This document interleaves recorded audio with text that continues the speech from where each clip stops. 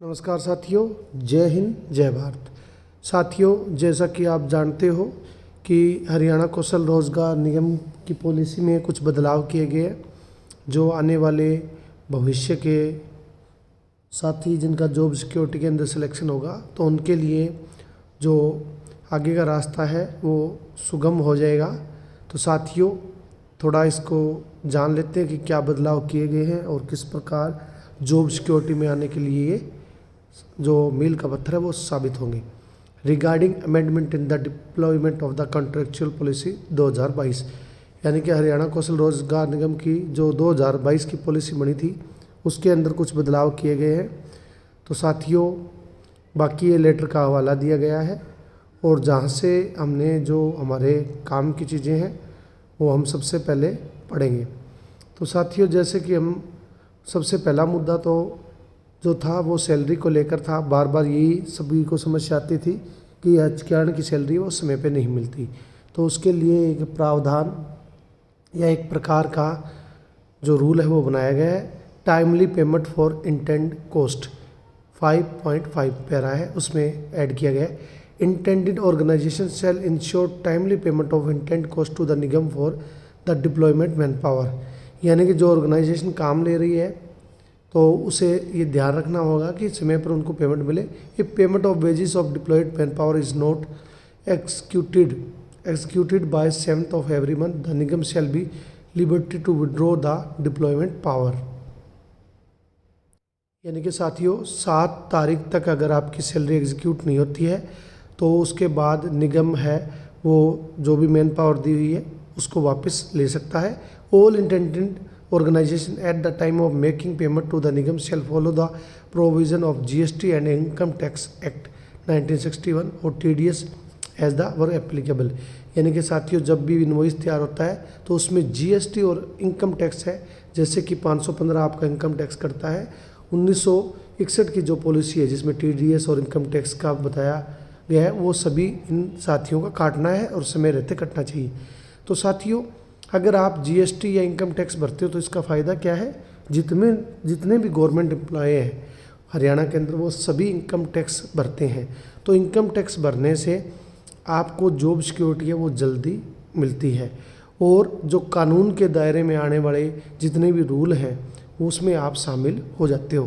तो टैक्स भरना, GST कटवाना और समय पर रहते हुए सैलरी मिलना, ये सभी बातें बड़ी पॉजिटिव है और आने वाले समय में जब जॉब सिक्योरिटी इन साथियों को मिलेगी तो ये मील का पत्थर साबित होगी और समय पे पेमेंट भी अब आपको कर दी जाएगी। जैसा कि आप जानते हो सभी ज़िलों को इस बार एक साल का जो बजट है वो अलॉट किया गया है, तो किसी को किसी प्रकार की जो पेमेंट की प्रॉब्लम है वो नहीं आने वाली। इसके अलावा एक्शन बिफोर और joining of contractual manpower before the issue of dual nigam shall verified document submitted by the registered candidate upon joining of the person intending organization shall inform the nigam regarding joining on the portal, after which portal will be generated identity card।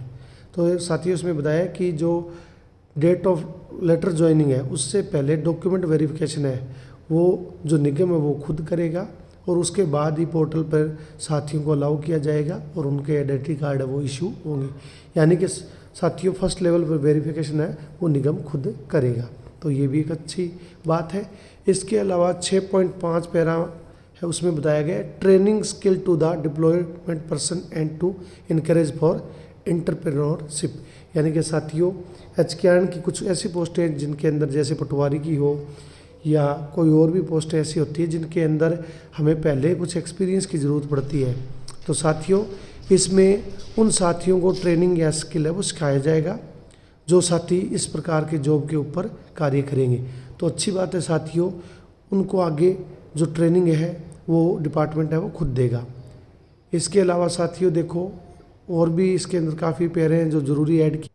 इसके अलावा जो 8.4 है इसमें तो as का बताया है कि मिनिमम 18 है और मैक्सिमम 42 तक आप ज्वाइन कर सकते हैं। इसके अलावा जो रिटायरमेंट की एज है वो ग्रुप डी के लिए 58 और बाकी साथियों के लिए 60। जैसे कि जो आपके सर्विस रूल होते हैं, जो रेगुलर के रूल होते हैं, वही सेम पैरा यहाँ ऐड किया गया है। इसके अलावा एक 8.7 है कंसाइनमेंट ऑफ कैंडिडेट, यानी कि कैंडिडेट है उसके पास ईमेल आएगी, मैसेज आएगा सिलेक्शन का, और उसको विलिंगली कंसाइनमेंट देना होगा।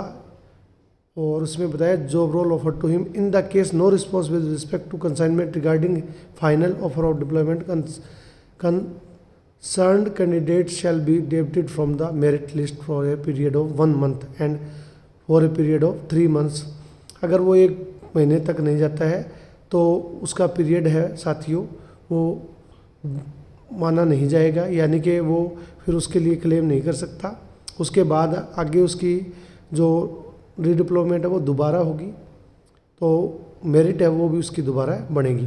तो ये सब जो सर्विस रूल है वो दिए गए हैं। इसके अलावा इन्होंने पैरामीटर चेंज किया है, पहले जैसे 80 नंबर का था तो ये 40 नंबर की कर दिया है। 40 जो आपको मार्क्स मिलेंगे वो सोशियो इकोनॉमिक के हैं, और जो ट्रिपल PID उसके अनुसार मिलेंगे। एज के आपको weightage of age of candidate 10 number मिलते हैं, और स्किल क्वालिफिकेशन के 10 नंबर, जो भी आपके पास एडिशनल क्वालिफिकेशन है। CT हरियाणा का है उसके 10 नंबर, और ईज ऑफ डिप्लॉयमेंट जैसे प्रोविज़न है उसके 10 नंबर। टोटल हमारा 80 नंबर का रहता है।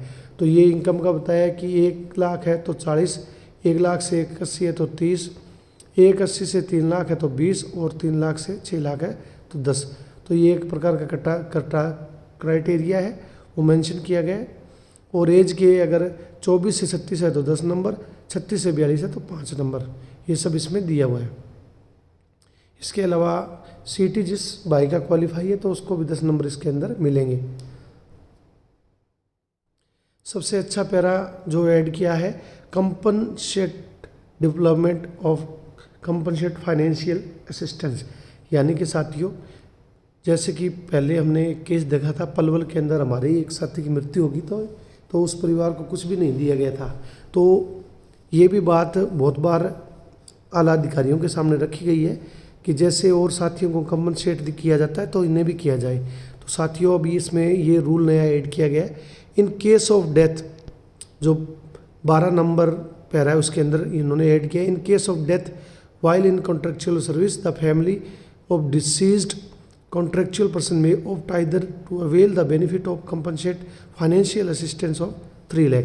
यानी कि अगर कोई किसी प्रकार की साथियों, पहली बात तो ऐसा हो ना, और खुदा न खास्ता कुछ हादसा हो जाता है तो 3 लाख रुपए की वो राशि आपको देगी। या इसके अलावा एक और भी इन्होंने विकल्प वो लिया है ऑप्शन कि अगर उनकी परिवार में कोई साथी पढ़ा लिखा है तो उसको जॉब भी मिल सकती है, यानी कि जिस हिसाब का वो पढ़ा होगा उस हिसाब की जो जॉब है वो मिल सकती है। साथियों ये जो परमानेंट सर्विस रूल होते हैं उसमें एक्स ग्रेशिया का नियम है कि या तो उसकी जगह जॉब दी जाए या उनको कंपनसेट किया जाए। तो इस प्रकार का प्रावधान इस बार किया है। तो साथियों इस प्रकार के चेंजेस हैं इन पॉलिसियों में किए गए हैं। तो ये थे साथियों, इसके अंदर मुख्य रूप से मैं अगर मोटी मोटी बात करें तो 3 रूल चेंज किए हैं। सबसे पहला टाइमली पेमेंट आपको आने वाली है। अब किसी प्रकार की जैसे बजट 1 साल का इशू हुआ है तो किसी प्रकार की दिक्कत नहीं आएगी।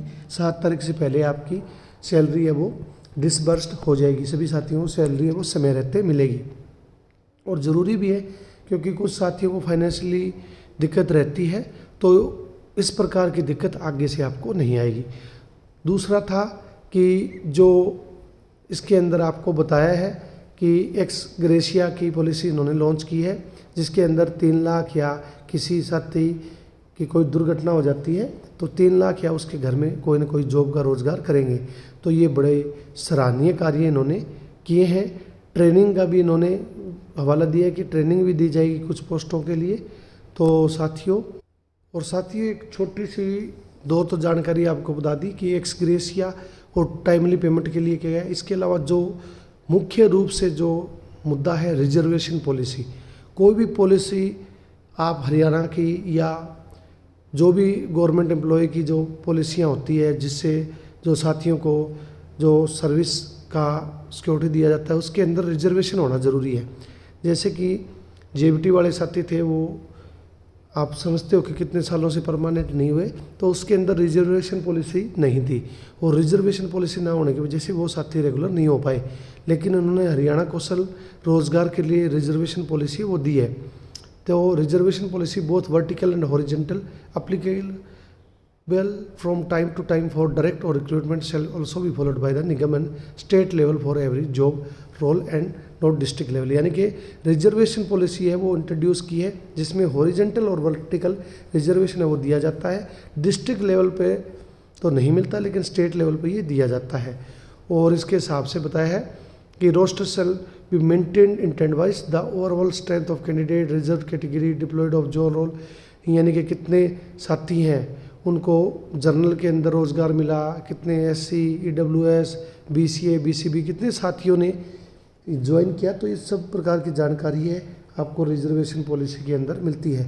तो साथियों ये 3 जो चेंजेस हैं वो मुख्य तौर पर इस पॉलिसी में हुए हैं और इनसे आने वाले समय में जो भी साथी कोई भी साथी हरियाणा कौशल रोजगार के निगम के अंदर काम कर रहा है तो आने वाले समय में जब भी आपको जॉब सिक्योरिटी मिलेगी तो ये तीनों पॉइंट के ऊपर आपको पक्का किया जाना बहुत ही आसान और सुगम हो जाएगा, क्योंकि कोर्ट भी ये सब रूल देखता है और सर्विस रूल के अंदर ये बातें 2-3 बातें जो शामिल नहीं थी अब वो धीरे धीरे जैसे एक्ट बना है तो धीरे धीरे इसके अंदर रिफाइनमेंट है वो आती रहेगी और जिस किसी प्रकार की जो परमानेंट होने के सर्विस रूल हैं उनको फॉलो करते हैं तो उस प्रकार के रूल इसके अंदर इंट्रोड्यूस किए जाएंगे।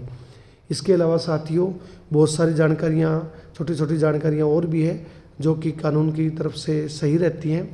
जब भी सर्विस एक्ट बनता है तो कुछ कमियां रह जाती तो उनको धीरे धीरे रिफाइनमेंट करके पूरा किया जाता है।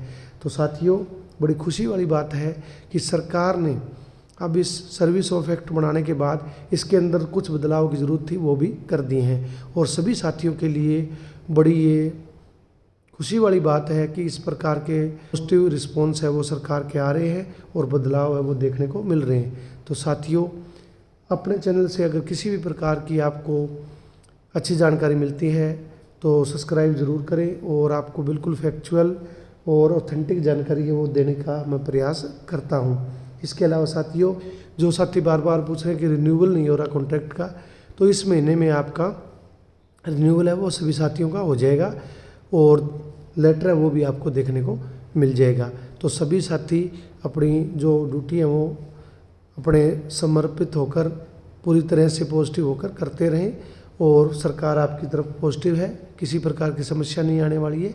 तो साथियों मिलते हैं किसी नेक्स्ट वीडियो में। Till then take care.